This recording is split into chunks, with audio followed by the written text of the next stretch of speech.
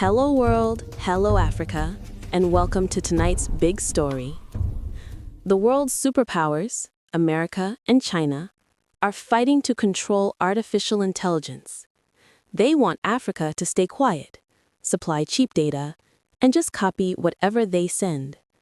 But one man has said, enough. Ethiopia's Prime Minister, Abiy Ahmed, has become the first African leader to stand up in public and promise, Africa will not beg for technology. We will build our own data, and lead the world. Africa must lead with bold, inclusive policies, agile regulation, and accelerated skill development. Above all, we must claim ownership of our data, the foundation of artificial intelligence.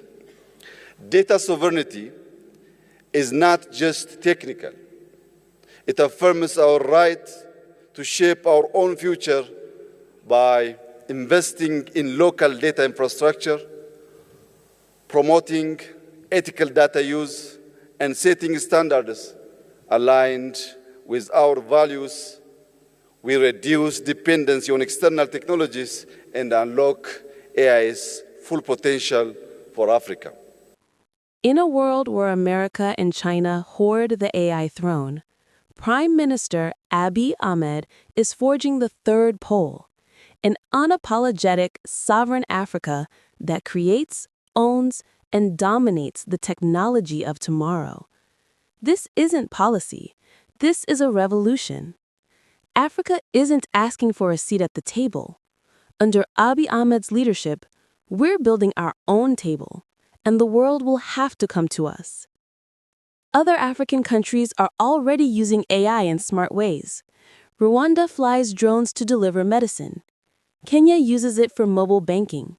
South Africa has strong research centers. The African Union now has a clear plan to make sure AI helps Africans first and speaks our languages.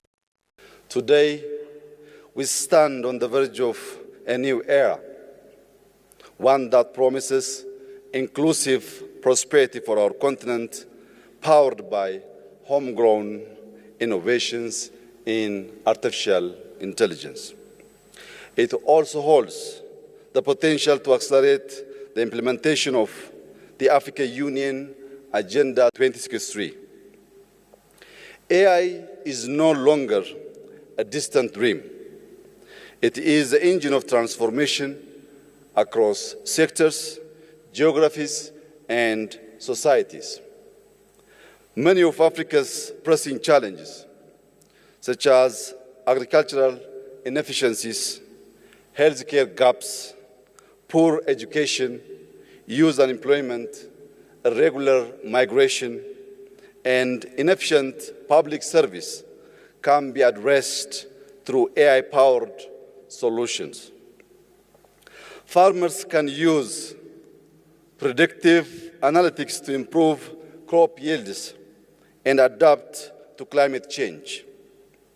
In healthcare, AI can enable faster diagnosis, better resource allocation, and enhanced disease surveillance.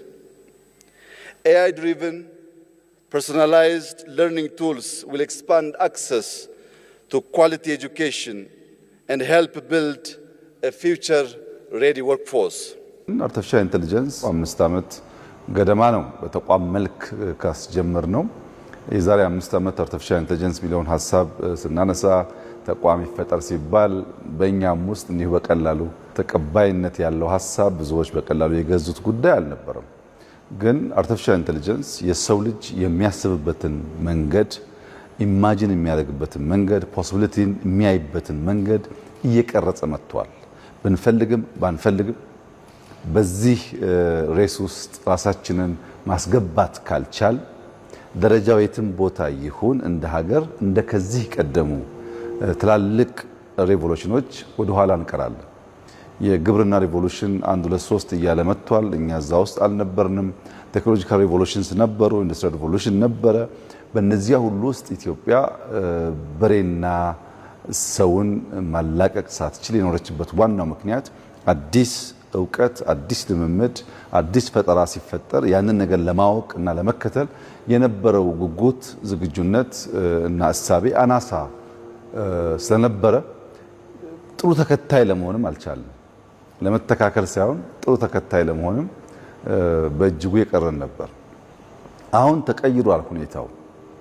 ለምሳሌ በከተማችን ውስጥ ኢቪ ካርስ ይስፋፉ እና ኢቪ ቻርጀር በየቦታው ይሁን ሲባል ብዙ ሰዎች በዋዛ ፈዛዛ አቅለው ሊያዩት ይችላሉ። ግን ብዙ የአውሮፓ ሀገር ሰዎች በየቦታው የኢቪ ቻርጀር ሲያዩ አፍሪካ ውስጥ እንደዚህ ያለ ነገር ይቻላል እንዴ ብለው ይጠይቃሉ። አርቲፊሻል ኢንተለጀንስን የወሰድክ እንደሆነ በአፍሪካ ደረጃ ሊወዳደር የሚያስችል አሰራር ዘይቤን የሚከተል ተቋም ነው። በጣም በርካታ ፕሮዳክቶች አውጥቷል። በሄልዝ ሴክተር የጡት ካንሰር ልየታ ላይ በጣም ትልቅ ውጤት አምጥተዋል። ይሄ በእነሱ ብቻ ሳይሆን በኢንተርናሽናል ጆርናል ላይ ፐብሊሽ ያደረጉት በብዙ የአርቲፊሻል ኢንተለጀንስ አዋቂዎች ዘንድ ተቀባይነት ያገኘ የፓተንት ራይት ያገኙበት ፕሮዳክት ነው። በሕክምና በጣም በርካታ ፕሮዳክቶች አውጥተዋል። በግብርና ብትወስድ የቡና በሽታ፣ የሌላ አዝርቶች በሽታ የመለየትን ቱል እንደዚሁ ፕሮዲውስ አድርገዋል። ለዚያም የፓተንት ራይት አላቸው። ከሕክምናው ውጪ ግብርና ላይ ፕሮዳክቲቪቲን ለማሳደግ የሚያስችሉ በርካታ የልየታ አቅሞች በፕሮዳክት ደረጃ ገንብተዋል። በሰርቪስ ከወሰድክ የህዝባችን በከፍተኛ ደረጃ ከሚያማርረው ኮምፕሌን ከሚያደርግበት ኤሪያ አንዱ ሰርቪስ ነው። ሰርቪስ ውስጥ ደግሞ የጊዜ ብቻ ሳይሆን የገንዘብ አሻጥሮችም ስላሉበት እና መሶብ የሚባለውን ከመቶ በላይ ሰርቪሶች ቨርቹዋሊ የሚሰጠውን ሲስተም የሰራው ኤአይ ነው። ብዙ ሚሊዮን ዶላር አትርፎልናል። ሲስተሙም በእኛ ልጆች የተገነባ ነው። ከሰርቪስ ውጭ ወደ ፋይናንሻል ኢንዱስትሪ ቢገባ ሚኒስትሩ ፋይናንስ ከዚህ ቀደም በብዙ ሚሊዮን ዶላር የገዛነውን ኤፍኤምኤስ ሪፕሌስ እያደረገ ነው። በከስተም በሬቨኒ ኦቶሪቲ ብንወስድ ከፖርት ጀምሮ ያሉ ሎጂስቲክሶችን ትራክ ለማድረግ የሚያስችል ሲስተሞች ሰርተዋል። በብዙ ኤሪያስ ላይ ኢንቮልቭ እያደረጉ ነው። ከዛ በላይ ግን የኛ አርቲፊሻል ኢንተለጀንስ ተቋም ሞቶ ኤአይ ፎር ኦል ነው። ኤአይን ለሁሉም ሰዎች ማገልገል፣ ማገዝ፣ መጥቀም እንዲችል አድርጎ መስራት ነው። አንዱ ከዚህ አንጻር የሚታየው የክላውድ ኮምፒውቲንግ ነው። ክላውድ ኮምፒውቲንግ እና ቢግ ዴታ ላይ እየሰሩ ያሉት ስራ በጣም ከፍተኛ የሆነ አቅም ያላቸው የዴታ ሴንተርስ ገንብተዋል። ብዙ ዴታ አኩሙሌት እያደረጉ ነው። ዴታን ማይን ማድረግ፣ ፕሮሰስ ማድረግ፣ አናላይዝ ማድረግ ካፓሲቲም ኢንሃውስ በተሰሩ ቱሎች ነው እየሰሩ ያሉት። በዚያም ዳታን አዘ ሶቨርን ወልዝ የመውሰድ ብቻ ሳይሆን የመጠቀም አቅማችን ላይም ከፍተኛ ውጤት እያመጣ ያለ ነው። ለምሳሌ ከዳታ አጠቃቀም ጋር ተያይዞ የኢትዮጵያ ቋንቋዎች አማርኛ፣ ኦሮምኛ፣ ሶማሊኛ፣ ትግረኛ፣ አፋርኛ ቋንቋዎች እርስ በርስ አፋርኛ ተናጋሪ ከሶማሊኛ ተናጋሪ ጋር ኤአይን ብቻ ተጠቅሞ ሶስተኛ ሰው ሳያስገባ መግባባት የሚችልበትን መንገድ በጽሁፍ የገባን ቴክስት ወደ ኦዲዮ የመቀየር በኦዲዮ የተሰማውን ወደ ቴክስት የመቀየር የመሳሰሉት አይነት ሰርቪስ ለመስጠት በሺህ ሰዓቶች የሚቆጠሩ ኦዲዮ ዴታ ሴቭ አድርገው እየሰሩ ይገኛሉ። የኢትዮጵያ አርቲፊሻል ኢንተለጀንስ በ5 ዓመት ውስጥ እዚህ ደረስ ብሎ ማሰብ በጣም ይከብዳል። በአፍሪካ በከፍተኛ ደረጃ የሚታይ ተቋም ነው። ሮቦቲክስ ላይ የስሪዲ ማሽን ሲኤንሲን በመጠቀም የሮቦት ፓርትን ይሰራሉ። የሶፍትዌር ፓርት ብቻ ሳይሆን የሃርድዌር ፓርት መስራት ጀምረዋል። ፒሲቢ ያላቸው ድሮንስ ማምረት ብቻ ሳይሆን የማነጋገር አቅም እየፈጠሩ ነው ያሉት እና በጥቅሉ ዛሬ ያየሁት ነገር ሰው የጠራ ራዕይ ካለው በከፍተኛ ዲሲፕሊን የሚሰራ ከሆነ አንድን ነገር ባየው ልክ ማሳካት እንደሚችል ያን ብቻ ሳይሆን ኢትዮጵያ ብቃት ያላት ሀገር እንደሆነች ያሉን ህንፃዎች ያሉን ስፍራዎች ይሁነኝ ብለን አስበን ብንሰራቸው በራሳቸው ምንም የማያሳፍሩ እጅግ ያማሩ ስፍራዎች መሆን እንደሚችሉ But Prime Minister Abiy is the loudest and boldest voice. Years ago, in 2020, he opened Ethiopia's first AI center. Today, it has grown into a powerful institute that builds robots, cloud systems, and real solutions. In 2025, Ethiopia hosted the biggest tech fair on the continent and the AI for Africa Summit. There, Abiy told everyone, if we do not control our data, others will use us. We will never accept digital slavery. He keeps repeating one simple, strong message. Your data equals your power. If foreign companies take African photos, voices, health records, and farm information to train their AI, Africa gets nothing back. Ethiopia passed tough laws in 2024 to keep data inside the country and under Ethiopian control. Look what Ethiopia is already doing with its own AI. Healthcare. Machines now help doctors spot breast cancer early and predict disease outbreaks, even in faraway villages. Farming. AI tells farmers the best time to plant, warns about pests, and helps grow more food on the same land. Jobs and money. Programs are training millions of young people to code. Banks, cities, and businesses are growing faster because of local technology. Many news stories still call Ethiopia an early user of AI. That is yesterday's story. Today, Ethiopia builds its own big language models, like an Amharic version that works better than many foreign ones, flies the biggest drone shows made 100% at home, and runs Africa's largest tech events. Just 2 days ago, on November 16, 2025, Prime Minister Abiy said it clearly again. Ethiopia is no longer copying, we are creating. There are still problems, not enough electricity in some places, not enough trained people yet, but the direction is clear and unstoppable. Abiy is pushing every African country to work together, share knowledge, and stand strong. No more waiting for permission from Washington or Beijing. This is not just about computers. This is about freedom, pride, and the future. Africa is waking up. Under Abiy Ahmed's leadership, Ethiopia is showing the way. We will not sit at the children's table. We are building our own table, and soon the rest of the world will have to join us. That is the news tonight. A new fight has started, and Africa is ready to win. ኢትዮጵያ ሀገሬ ህዝብን አሻጋሪ ጥበብን አፍቃሪ ያስፈልጋት ነበር እንዲህ አይነት መሪ። ሰላም ጤና ይስጥልን የተከበራችሁ አድማጭ ተመልካቾቻችን እንደምን አላችሁ እንደምን ቆያችሁ። ጠቅላይ ሚኒስትር ዶክተር አብይ አህመድ ሀገራችን ኢትዮጵያ ወደ ኋላ እንዳትቀር የበይ ተመልካች እንዳትሆን የቴክኖሎጂ እስረኛ እንዳትሆን የራሷ ቴክኖሎጂ የራሷ ዳታ የራሷ የፈጠራ ማዕከል እንዲኖራት በፖሊሲ ደረጃ የሰራ የመጀመሪያው አፍሪካዊ ጠቅላይ ሚኒስትር ተብሏል። በአሁኑ ወቅት ቻይናና አሜሪካ በበላይነት የሚመሩትን የኤአይ ቴክኖሎጂ ወይም የሰው ሰራሽ አስተውሎት የሚባለውን ቴክኖሎጂ ኢትዮጵያ ውስጥ በሕክምና፣ በግብርና፣ በትምህርት፣ በኢኮኖሚ፣ በህግ በሁሉም አቀፍና በሁሉም ሁኔታዎች ውስጥ አስቻይ በሆነ መልኩ እንዲተገበር የሚያደርጉት እንቅስቃሴ አበረታች ብቻ ነው ሳይሆን ኢትዮጵያን ከታላላቆቹ የዓለም ሀገራት ጎራና ቡድን እያሰለፋት መሆኑን ዓለም አቀፍ ሚዲያዎችና ጋዜጦች እንዲሁም ድረገጾች ዘገቡ። ጠቅላይ ሚኒስቴሩ ለኢትዮጵያን ብቻ ሳይሆን አፍሪካውያን በሙሉ ዳታቸውና መረጃቸው በበለጸጉ ሀገራት እየተወሰደ እየተሸጠ ነው። ልክ በድሮ ጊዜ ቅኝ ግዛት የሚባለው የአፍሪካ ሀገራትን ለመቀራመት ሲመጡ ወርቃችንና እንዲሁም የተፈጥሮ ማዕድኖቻችን ጭነው ይወስዱ ነበር። አሁን ደግሞ ዳታዎቻችን እየወሰዱብን ነው። ለዳታዎቻችን ጥበቃ ያስፈልጋል፣ ለመረጃዎቻችን ጥበቃ ያስፈልጋል ሲሉ ነው ይህን እጅግ ድንቅና እጹብ የተባለለት ስራ እያስጀመሩት ጠቅላይ ሚኒስቴሩ። በአፍሪካ ውስጥ ፒኤችዲ ያላቸው የተማሩና እንደዚህ የሰለጠኑ መሪዎች የሉም ማለት ይቻላል። ሁሉም ሀገራቸውን የሚመሯት በዘልማድ ነው።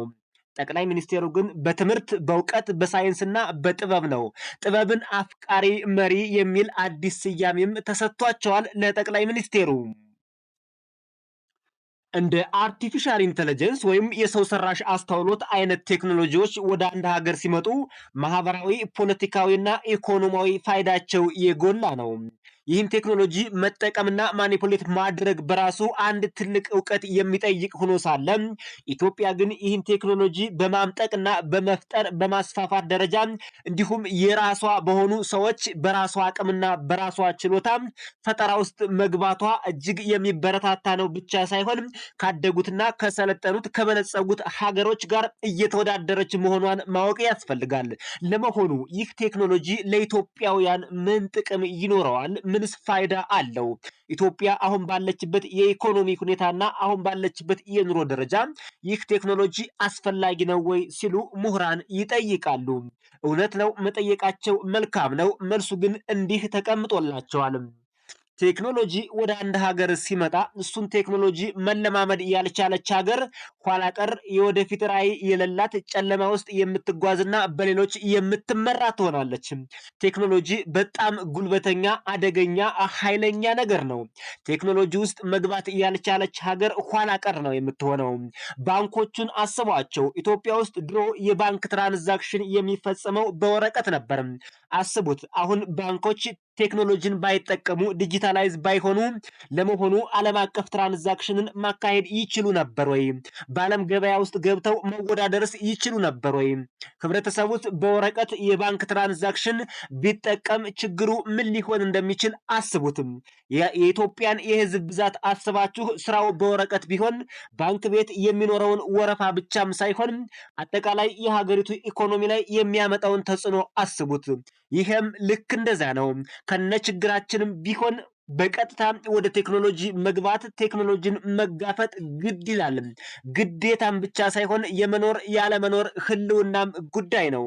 ለመሆኑ ይህ ቴክኖሎጂ ለኢትዮጵያውያን የሚያመጣው ጥቅም ምንድን ነው የሚለው ላይ በዝርዝር መወያየትም ያስፈልጋል። አርቲፊሻል ኢንተለጀንስ በወታደራዊ ጎን ያለው አበርክቶ እጅግ በጣም ከፍተኛ ነው። ኢትዮጵያ ራሷን ለመከላከል ዳር ደንበሯን ለማስጠበቅና እንዲሁም ሉዓላዊነቷን ለማስጠበቅ በአርቲፊሻል ኢንተለጀንስ የሚሰሩ ድሮኖች፣ ተተኳሾችና አጠቃላይ ወታደራዊ እንቅስቃሴዎች ያስፈልጋታል። ይህ እጅግ በጣም ጠቃሚ የሚባል የመጀመሪያው የአርቲፊሻል ኢንተለጀንስ ጥቅም ወታደራዊ ጠቀሜታ ይኖረዋል። ሁለተኛው በግብርናው መስክ ነው። በግብርናው መስክ የሚፈጠር የአንበጣ መንጋ እንዲሁም አጠቃላይ የሰብሎች ላይ የሚደርሰውን ጉዳትም ከዝናብ ሁለተኛው ይህ የሰው ሰራሽ አስተውሎት ወይም አርቲፊሻል ኢንተለጀንስ ቴክኖሎጂ ኢትዮጵያ ውስጥ ተግባራዊ የሚሆንበት አንዱና ትልቁ ሴክተር የግብርናው ሴክተር ነው፣ ወይም የአግሪካልቸሩ ሴክተር የምንለው ይሆናል። በአግሪካልቸር እንቅስቃሴ ውስጥ ሰብሎችን የሚያጠቁ ተባይ መቼ፣ የትና እንዴት እንደሚከሰቱ በተለይ የአንበጣ መንጋ ከየትኛው አካባቢ በየትኛው ጊዜና ሰዓት ሊከሰት እንደሚችል ቀድሞ ፕሪዲክት በማድረግ ይህ የአርቲፊሻል ኢንተለጀንስ ወይም የሰው ሰራሽ አስተውሎት ከፍተኛ ጠቀሜታ ይኖረዋል። የሜትሮሎጂ ወይም የዝናብ ሁኔታውን ቀድሞም ይተነብያል። ድርቅ መቼ፣ እንዴት፣ በየትኛው ሁኔታ ሊከሰት እንደሚችልም በግልጽ ያሳያል። ኢትዮጵያ ውስጥ ያሉ አሲዳማ መሬቶች የትኞቹ አካባቢ ናቸው? ለዚህስ ምን አይነት ኢንተርቬንሽን ያስፈልጋል የሚለውንም ቀድሞ ይህ የሰው ሰራሽ አስተውሎት ተግባራዊ በማድረግ ፕሪዲክሽን ይሰጣል። አጠቃላይ ለግብርናው ሴክተር ያለው አስተዋጽኦ እጅግ በጣም ከፍተኛ ነው። ለጤናው ሴክተር ብንመለከት በሽታዎችን ቀድሞ በማሳየትና ለየትኛው በሽታ የትኛው መድኃኒት ሊሆን እንደሚችል ከሰውና ካሉን ዶክተሮች ስፔሻሊስቶች አቅም በላይ የመተንበይ ከፍተኛ ችሎታ አለው።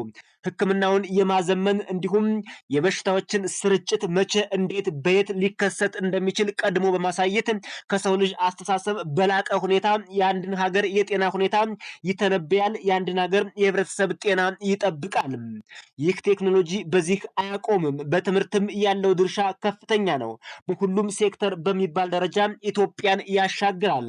ከዚህም በተጨማሪ ኢትዮጵያ ይህን ቴክኖሎጂ በፍጥነትና በከፍተኛ ጥራት የምትቀላቀል ከሆነ ያለምን ግዙፉን ኢኮኖሚ እንደምትመራ አትጠራጠሩ። ለምሳሌ አሜሪካን እንመልከታት። ኤለን መስክ በቢሊየን የሚቆጠር ዶላር መድቦ የአርቲፊሻል ኢንተለጀንስ ላይ ኢንቨስት እያደረገ ነው። ይህን ያደረገበት ምክንያት ገንዘቡን የሚጥልበት አቶ እንዳይመስላችሁ፣ ትርፍ ስለሚያስገኘው ነው። ተጨማሪ ኢንቨስትመንት፣ ተጨማሪ ኢንካም ስለሚያመጣለት ነው። ቻይናን ተመልከቷት። በቢሊየን የሚቆጠር ዶላር መድባ አርቲፊሻል ኢንተለጀንስ ገንብታለች።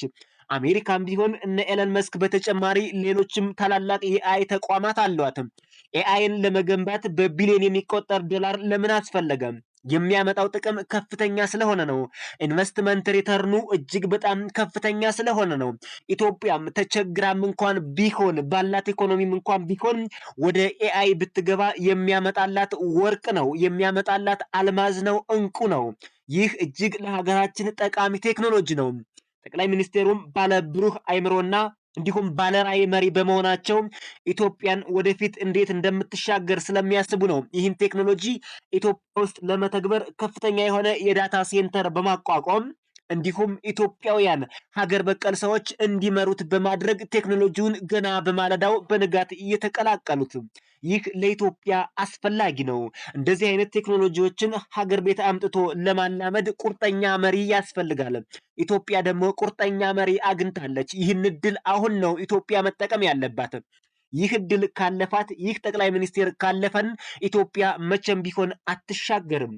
የኢትዮጵያ መሻገሪያ ጊዜ የኢትዮጵያ ትንሣኤና ማንሰራራት አሁንና አሁን ብቻ ነው። ነገ አይደለም፣ ወይም ወደ ኋላም አይደለም። አሁን ነው ጊዜው። ጠቅላይ ሚኒስትር ዶክተር አብይ አህመድ በህይወት እያሉ እንጠቀምባቸው የሚገባን ጠቅላይ ሚኒስትር ናቸው። እንጠቀማቸውን ብቻ ሳይሆን እናግዛቸው የሚለውም ትልቅ መፈክር ሆኖ መውጣት ይጠበቅበታል። ጠቅላይ ሚኒስቴሩን ማገዝ ያስፈልጋል። እንደዚህ አይነት አገር የሚያሻግርን መሪ ሲመጣ ከስር ከስር ማገዝ፣ አይዞህ ማለትም ያስፈልጋል። ከስር ከስር እየዞሩ ከመንቀፍ ይልቅ ታጥቀው ከመውጋት ይልቅ ጠቅላይ ሚኒስቴሩን ማገዝ ብልሃተኝነት ነው፣ ውጤታማም ያደርጋል።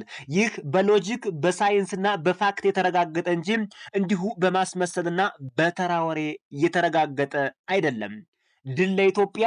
ኢትዮጵያ ታላቅ ነበረች፣ ታላቅ ሁናለች። ታላቅ ነበርን፣ ታላቅ ሁነናል የሚለው መፎክር በሁላችንም ዘንድ ሊነገር ይገባል። እናመሰግናለን። የዩቲዩብ ቻናሉን ግን በርካቶቻችሁ ሰብስክራይብ ሳታደርጉ እየተመለከታችሁ ነው ተብሏል። ሰብስክራይብ አድርጋችሁ የደወል ምልክቷን ተጫኑ እያልን በዚሁ ተሰናበትን። በሌላ መረጃ በሌላ ፕሮግራም እንገናኛለን።